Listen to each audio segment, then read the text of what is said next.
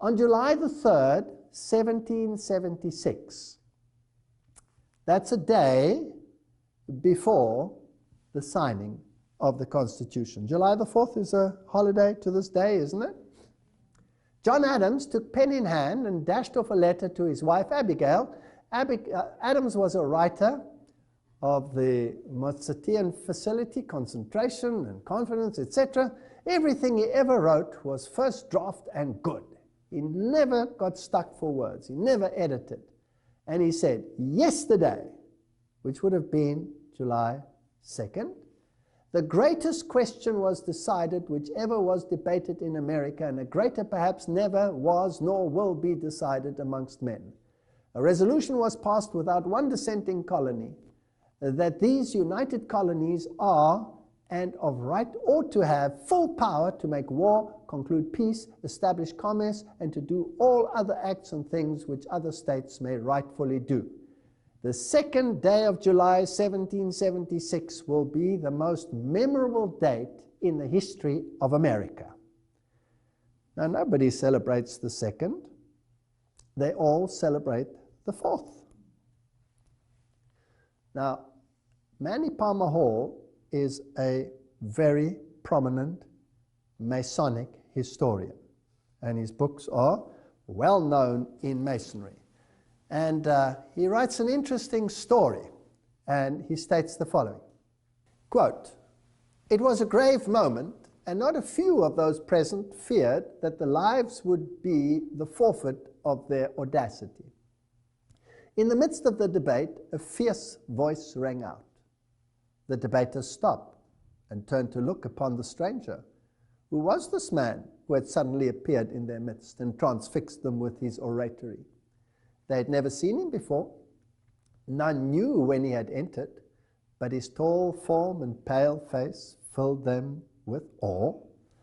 His voice ringing with holy zeal, the stranger stirred them to their very souls. His closing words rang through the building. God has given America to be free. As the stranger sank into a chair exhausted, a wild enthusiasm burst forth. Name after name was signed on the Declaration of Independence.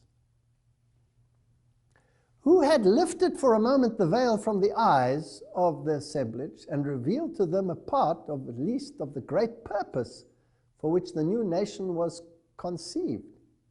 He had disappeared, nor was he ever seen again, or his identity established. Who was the strange man that oversaw the flag committee, and they chose the flag of a Jesuit-owned company as the new flag of the United States of America, which means that it became part of a Jesuit company. Interesting. And who was this man who appeared? Now, the state of America, the government seat, is in the area called Maryland. Maryland is an interesting name. For example, is granted in the liturgical calendar of Rome.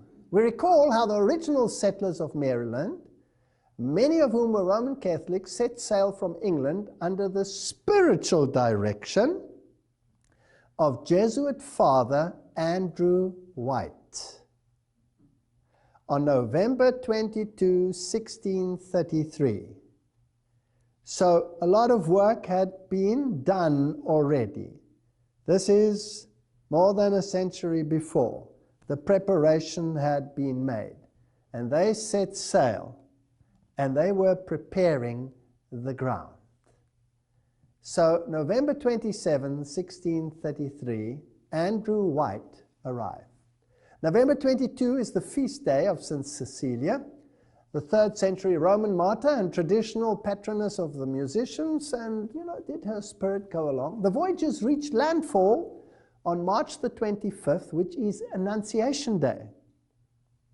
That's the feast where the angel Gabriel appears to Mary and tells her that she will conceive the Messiah, planting the divine seed within a virgin matrix. Did the settlers imagine themselves planting the seed of a new social order in this strange wilderness? Now, on Annunciation Day, 1634, Father White consecrated the colony of Maryland to the Virgin Mary. The 2nd day of July in the year 1776 was Visitation Day. Now, when you look at Medici learning, it is an occult practice where numerology plays an enormous part. And numerology is intertwined in everything that they do. Everything is timed numerologically. Never do they do anything without their calendar according to the liturgy. In the year 1776, it was celebrated on July the 2nd. Is that when they made the decision to become independent? And this is according to the New Catholic Encyclopedia. Now, the land which occupies the seat of the government all belonged to the Jesuits. It was Jesuit land.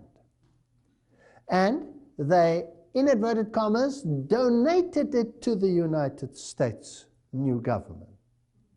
The manor house in which Andrew White took his home, or took his place, was the manor house of Andrew White, known as the White House.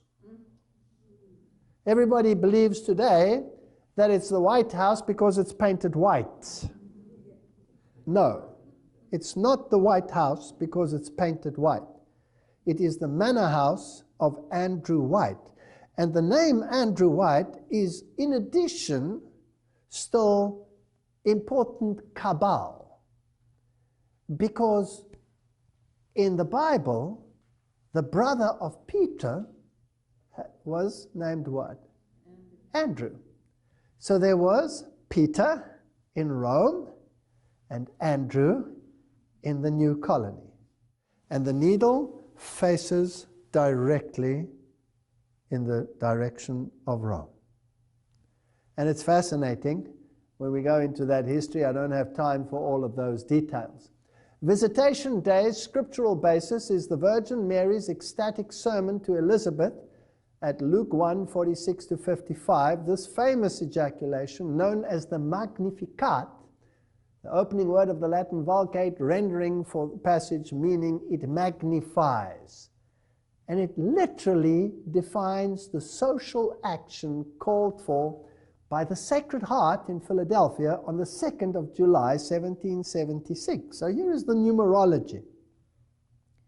Now, the words that Gabriel spoke are as follows.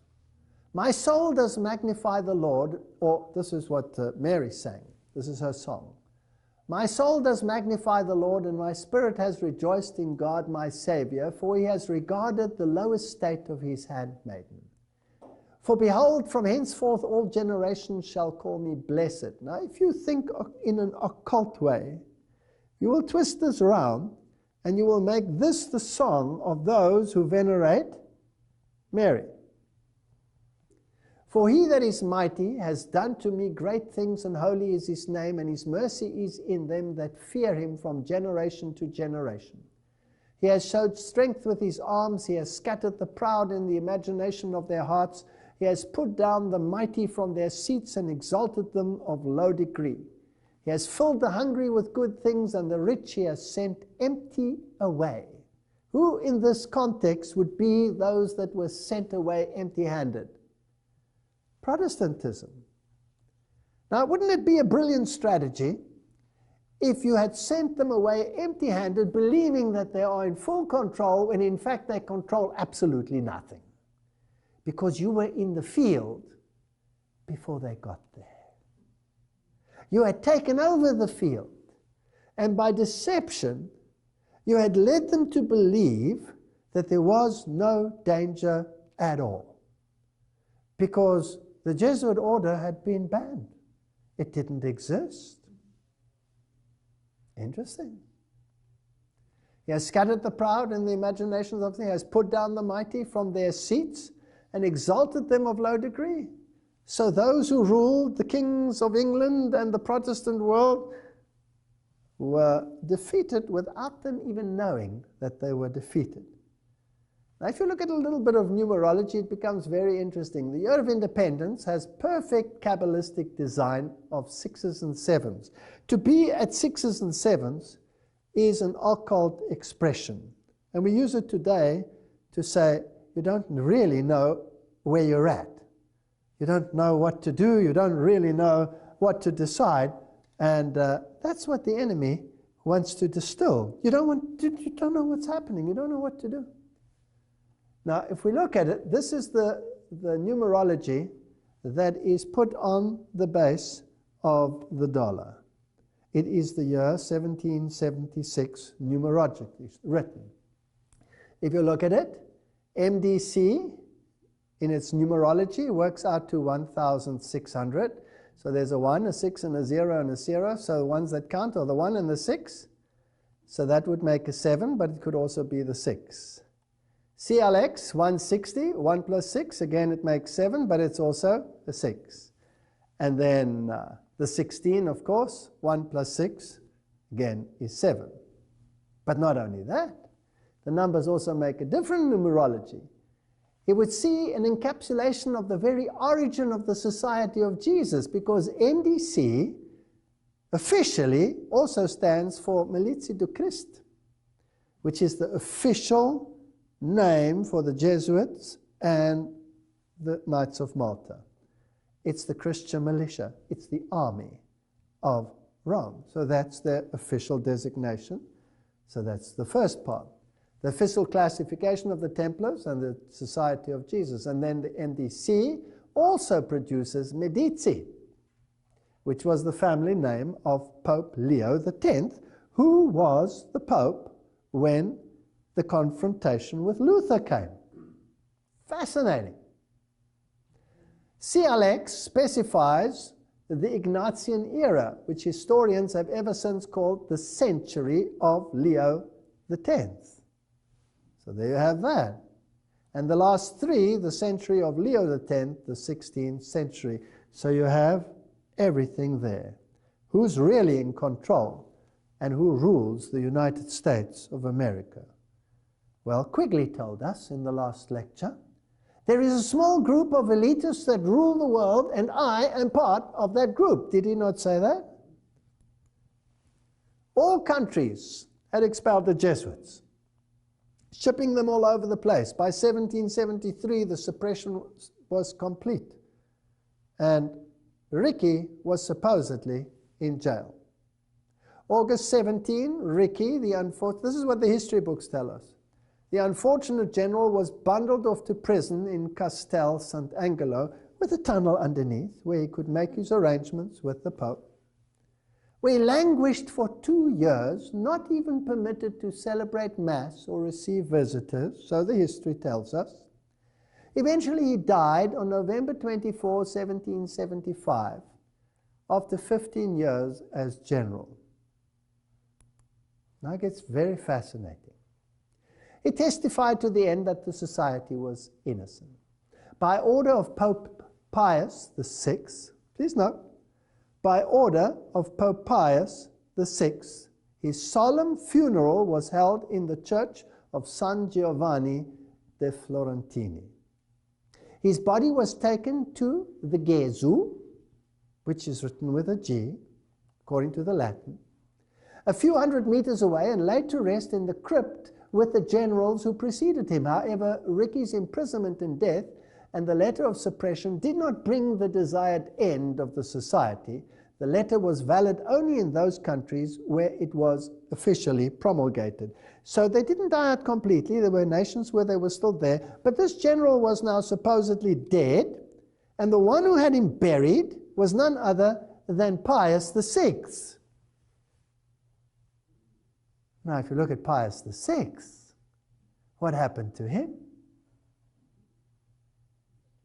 He was the Pope who was captured by Napoleon's general, and the papacy died, and the Vatican lost its political clout.